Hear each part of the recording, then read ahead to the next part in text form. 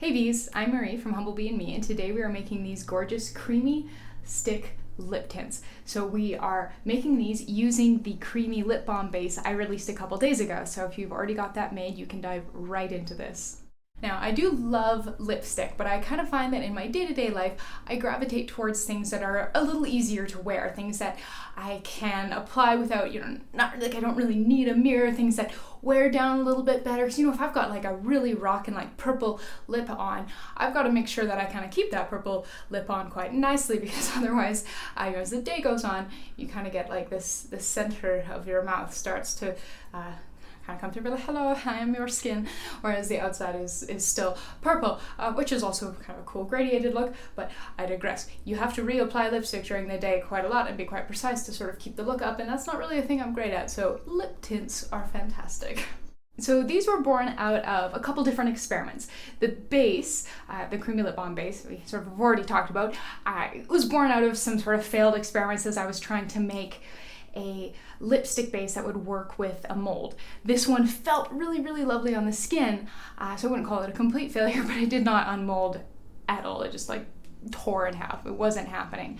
And then the pigment blend kind of came from some of my earlier experiments when I was working with TKB Trading's lipstick mold and their lipstick base for the first time, and was playing with different amounts of pigments and created these sort of sheer lip tints that I ended up, out of all the lipsticks I made, which was a lot, those are the ones that I really gravitated towards and ended up wearing the most. And so I thought like, hey, let's flesh this idea out a bit more and make some really awesome, like I'm making lip tints kind of thing. The base for these things is pretty simple. You're just melting everything together. And then when it comes to coloring them, you're just going to kind of partition out the right amount by weight, add some sericite mica, and then add some liquid dyes. And so these are pre-dispersed liquid dyes. They're powdered pigments that have been pre-dispersed in castor oil. And so you don't have to work at breaking down the pigment and thoroughly incorporating it. It just blends in like an absolute breeze.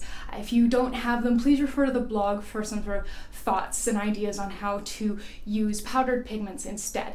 And so I did find that using the dyes like the red number 7, red number 21, that sort of thing, worked a little bit better than like iron oxides and things, because it just gives a better sort of sheer stain. You can totally use iron oxides, and if that's what you want to use, if that's what you have. But yeah, that's sort of been my observation. Other thing I would really, really recommend is make sure that you are using something slim. Use a slimline lip balm tube or one of those like slim angle cut lipstick tubes. Don't use a full-size lip balm tube unless like you really, really have to, because just the precision that you get from just the smaller diameter gives you a much, much better application.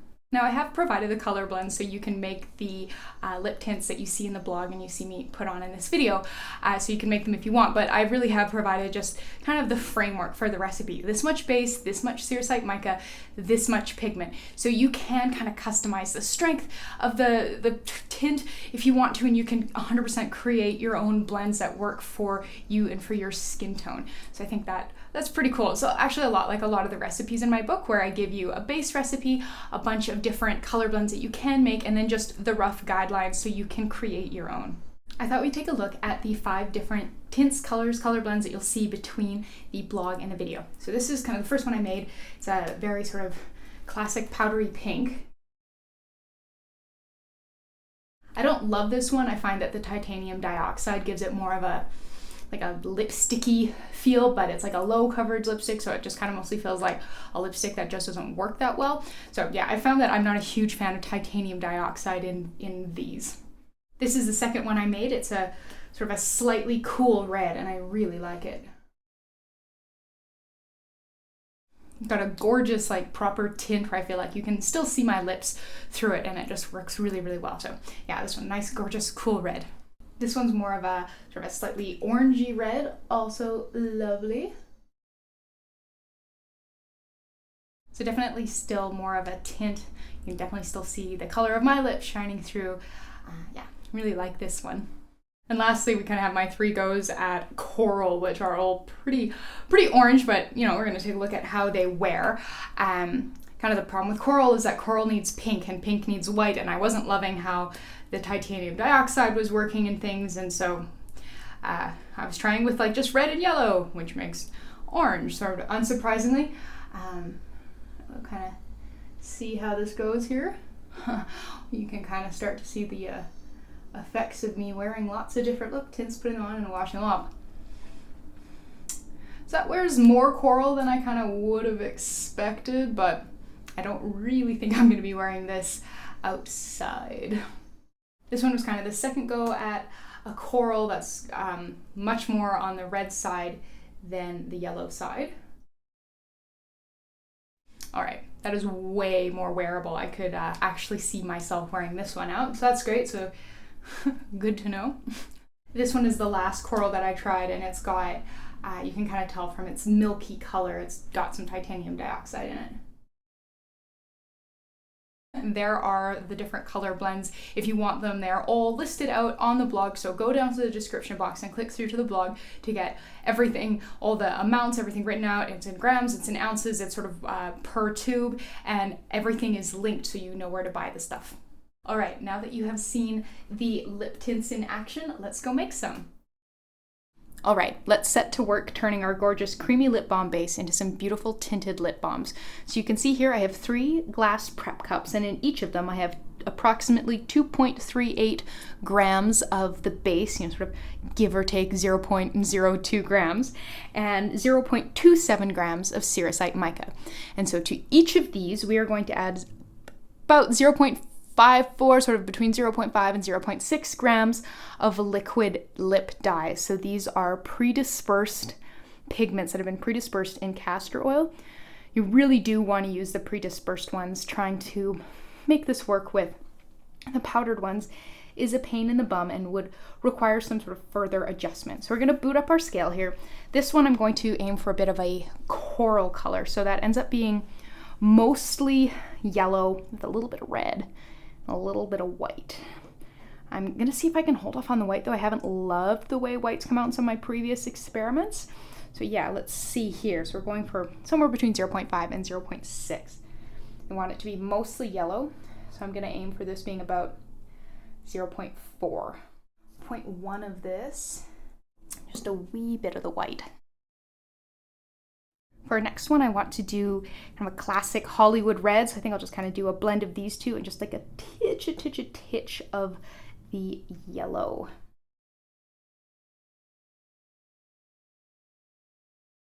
And for this last one, I'm going to go for more of a sort of a berry hue. So this red 33 is really quite bluey, so we'll do a little bit of a blend of these two. All right, well, that's that for creating our base blends. So now I'm going to go put these in a water bath. I've got a wide flat bottom saute pan that's got about 1.5 centimeters, so maybe 1/2 inch of water in it, steaming away on my stovetop. So I'm gonna go pop these in there to melt the bases through, and then we will blend things up and see how they turn out.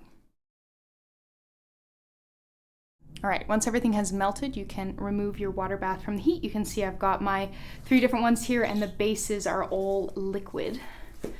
So we're gonna start by blending each one and then pouring it into a slimline lip balm tube, which I have just there. I'm just gonna scooch this over to the side here. I want them to stay warm and liquid. So fortunately, because these dyes are pre-dispersed, these things come together super quickly. So I can give this a really good quick blend and then pour it into a tube here. And you obviously want to be working reasonably quickly here so that the liquid is still pourable, so you can get it into the tube. Obviously not as fast as I should have been on that one. I'm just gonna leave that to set up. We'll clean it up later. Pop that aside and move on. Just gonna wipe this spatula down with a paper towel between uses. You can see it is stained from previous highly pigmented things I've made. I've found that if you leave the pigmented thing on the spatula for a couple days, it will stain the spatula. So consider yourself warned. Here's the next one. This looks like the coral one. Looks like it's very orange. It'll be interesting to see how this wears.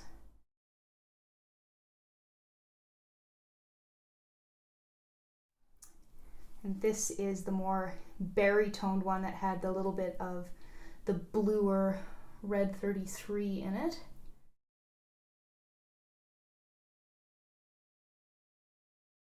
All right, so here's everything all set up. You can see I made 2 more kind of stabs at a corally color, but I thought we would sort of swatch everything and then we'll label everything and kind of wrap up. So there's sort of really bright red.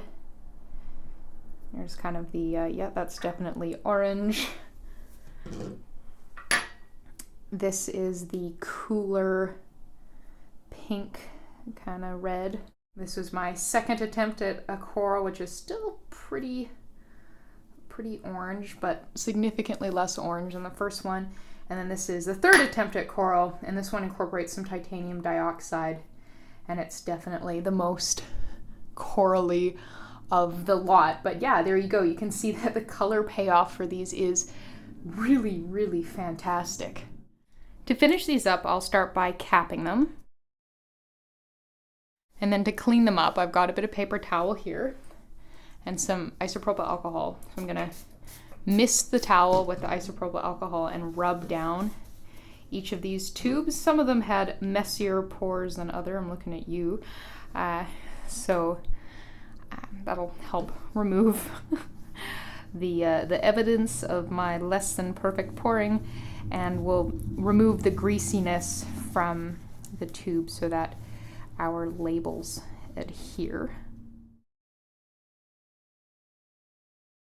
So to label these, instead of doing actual written labels, I'm going to use some washi tape.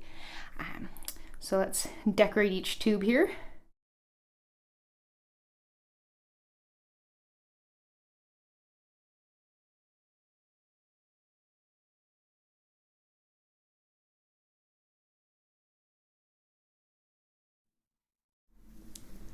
And then what I've done so that, you know, the labeling actually corresponds to something is I've taken the corresponding piece of tape and popped it, you know, next to the color blend.